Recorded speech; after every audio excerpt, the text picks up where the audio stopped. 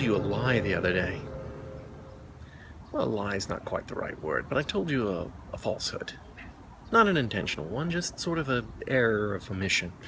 And wasn't even intentional. I just wasn't thinking. That's the problem with extemporizing like this.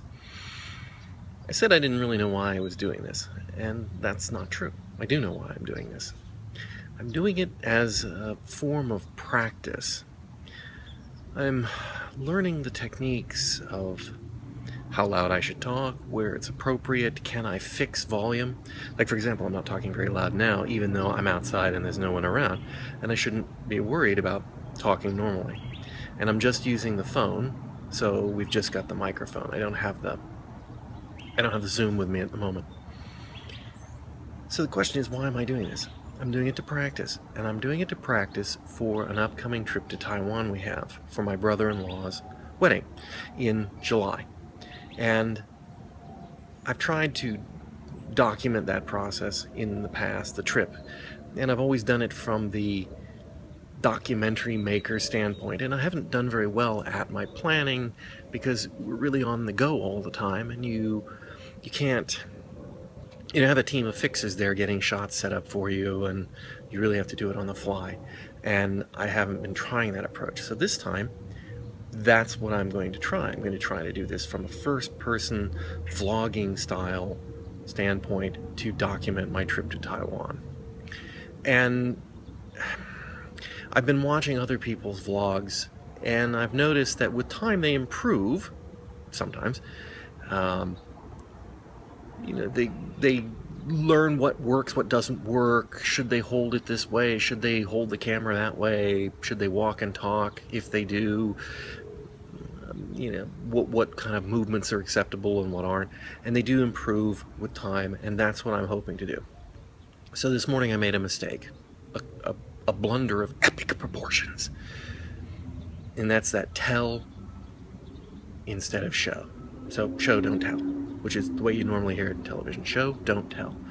This morning after breakfast we went over to Fresh and Easy to buy some milk because we didn't have any, and I was very distressed last night because I couldn't eat any chocolate, because I won't eat chocolate without milk, because that's just not done. And when we were there, I saw this. And what you're seeing now, and in theory I'm overlaying this over the top of the video while we're talking, is some flatbread that says pizza flatbread blah blah blah. It's like, if you're going to make a product that's that half-assed, you should feature it on the half-assed kitchen. No. But the point is that really a good pizza crust is a miracle of baking, and that's some crap in a plastic bag that they couldn't even bother to try to pass off as something. I'm incensed. But what I did wrong was I got a video of that, and I didn't say this in the parking lot at Fresh and Easy, and instead I've had to come here in my backyard and put it against a neutral gray background of the rainy skies so that you don't think I just shoot everything in my living room. Show, don't tell. And I've just told. Wet and rainy. It's going to be that kind of day. We've just had a wonderful lunch at Taco Bell, because everything they serve at Taco Bell is wonderful, right? And we have to pick up a can of tomatoes because we don't have the can of tomatoes, yes, can of tomatoes, for the salsa that we're making for dinner, which we're taking to go with the barbecue, which we're not having because it's become lasagna. And nothing makes more sense than chips and hot sauce to go with your lasagna. So we've stopped at Fresh and Easy for the second time today in the hopes that they have a can of tomatoes. Because if they don't, we're going to have to go to another store and get a can of tomatoes. And that's not much fun. I'm just staying in the car. There's no point in me going into Fresh and Easy because I can't be here talking to you.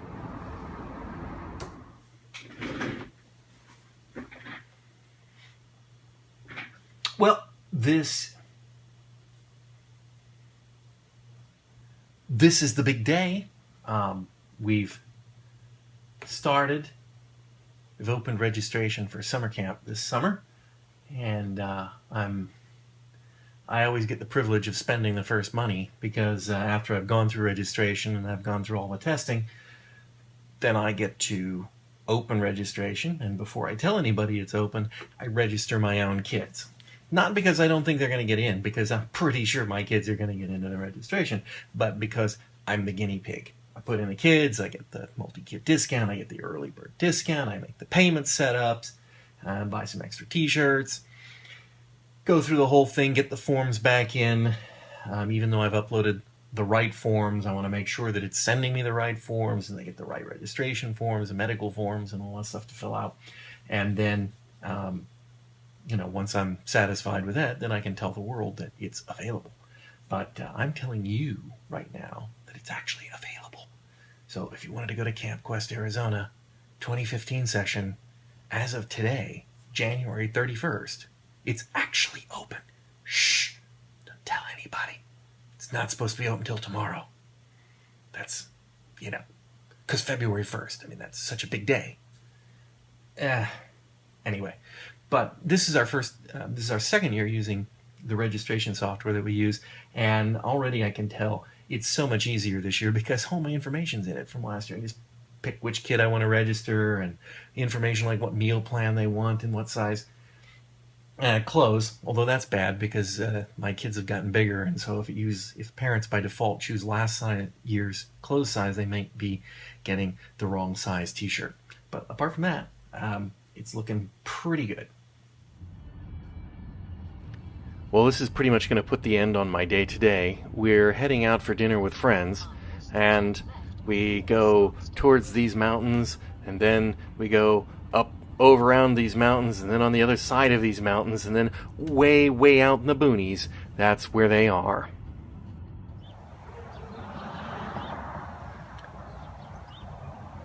Well, we woke up this morning to something you just do not see in Phoenix very often, and that is the entire sky has filled with snow about 100 feet up. Look at it. It's solid snow. All right, no, that might be fog, but I don't get these weather things very well. So, this is creepy weird. I understand there's some stupid football game in town today. I hope they can't see a ball and it hits somebody in the eye. I don't know. Kind of cool, though. It'll be gone soon. We opened registration yesterday, as I mentioned early. I haven't even told anybody except just some returning parents. It's kind of a courtesy thing. And we've already got, camp's already over 10% full. So I can't complain about that. We've got months to go on registration. So once again, I don't think we're going to have any trouble filling up with our total of campers that we can get in the year. So that's good. Now today, I'm doing a little bit of MailChimp here, where I'm preparing the mailer to go out to the anyone who's ever subscribed to our mailing list, saying that they were interested in sending a camper to camp. And this is not my specialty. You have to pick a template and use the design that looks good and phrase the wording, and I don't want to go with like 15 amazing reasons you've got to send your kid to camp or anything like that, because that's clickbait. And even though it obviously works, I just don't feel like I should be insulting our interested parties in that way, even though I know it works. Even though I know it works. Now, let me say that one more time. Even though I know it works. Damn it. It works. Because it works. That's why those clickbait sites manage to do what they do like that, is that people love a little mystery, or you won't believe what's gonna happen this year, something of that nature. So I'm not gonna do that. But it's so tempting. I played with that idea because you can, in MailChimp, you can do what's called an A/B campaign. And so you take your entire population of people that you're going to send your campaign to, and MailChimp will automatically split it up into smaller segments. So, for example, you can do 15% and send them one mailer with one headline, and then 15%, and it'll send the others, that 15%, a different headline. And then you let it wait and figure out over a period of time which is the best campaign to get people in and looking at the campaign. And then it sends out the other 70% with the winning campaign so that you try to maximize your return, which is terribly clever.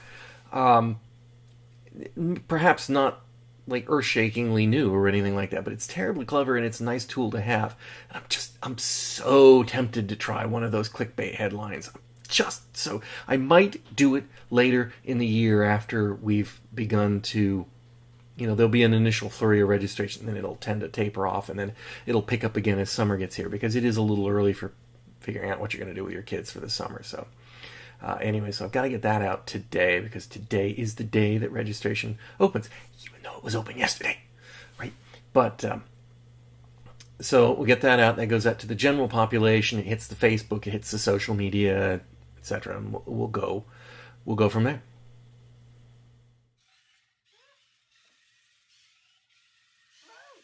Oh, the joys of boredom.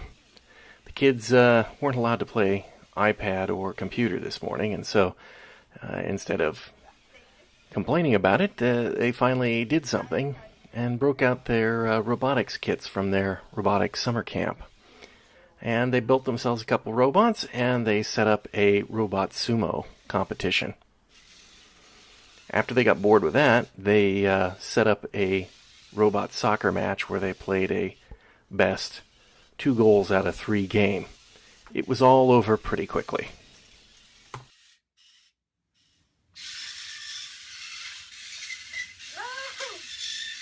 No, you don't.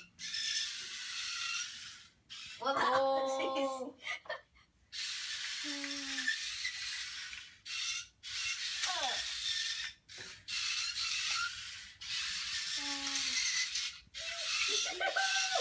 Yes. No. No. Yeah. No.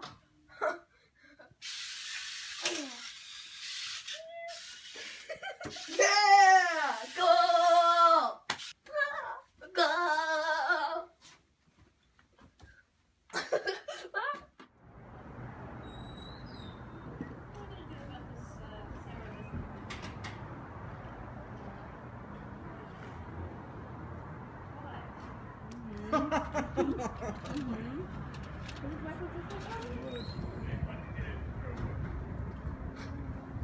There's so much lettuce in here. I love it.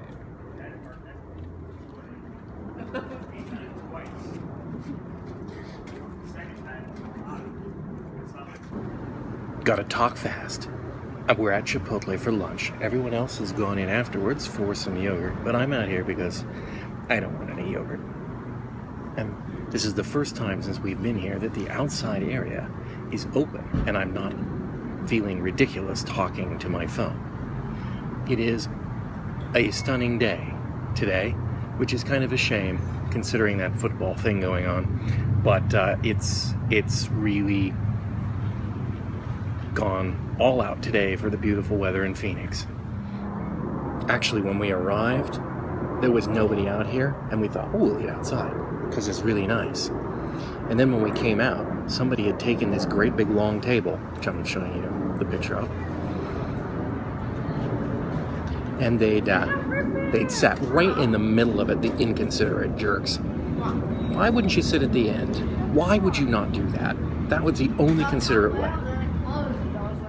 James is outside shooting basket hoops, which he doesn't do very often. But I was sitting here working at my desk, doing some editing for tonight's podcast release, and listening to that going on in the background. And it really reminded me of when I was a kid, when, I guess these things skip generations or something, but my father used to play basketball like that all the time. He'd be out there from when he'd come home when he was working or when he was out, and he just loved to shoot hoops, and he would be out there doing it all the time. And that sound of the ball hitting the net, going in, hitting the ground, dribble a couple, shoot again, just on and on, just really took me back to when I was a kid, because I was never as interested in going out and playing, for a half hour or something. But my dad would be out there for 4 or 5 hours, and of course, I think he wanted me to come out and play.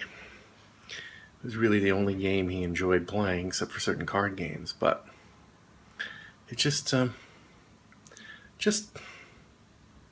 memories, the feels, as the kids say.